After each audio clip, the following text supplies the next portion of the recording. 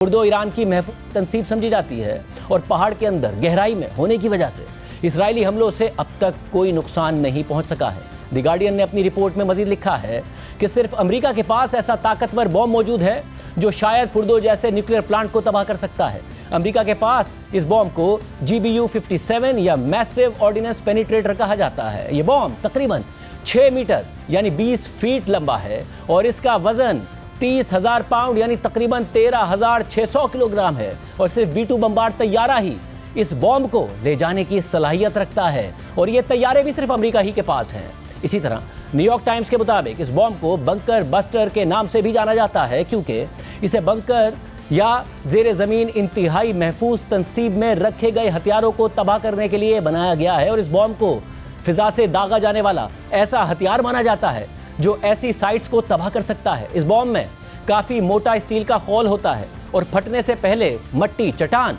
और कंक्रीट से गुजरते हुए इस बॉम्ब का भारी खोल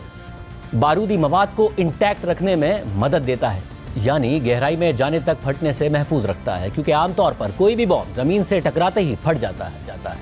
मगर इस बॉम्ब की खासियत यह है कि यह अपने टारगेट पर लगने के बाद तकरीबन 60 फीट तक किसी भी इमारत या ढांचे को चीरने के बाद जाकर फटता है, जिससे बंकर या जेर ज़मीन तंसीब को अंदर से तबाह किया जा सकता है। मगर क्योंकि फुर्दो का न्यूक्लियर प्लांट तकरीबन 300 फीट की गहराई में बना हुआ है, इसलिए माहिरीन के मुताबिक इस जगह को मुकम्मल तौर पर तबाह करने के लिए मुतादिद बॉम्ब गिराने की ज़रूरत है। लेकिन इसके बावजूद ये यकीनी तौर पर नहीं कहा जा सकता कि इससे फुर्दो का न्यूक्लियर प्लांट मुकम्मल तौर पर तबाह होगा या नहीं।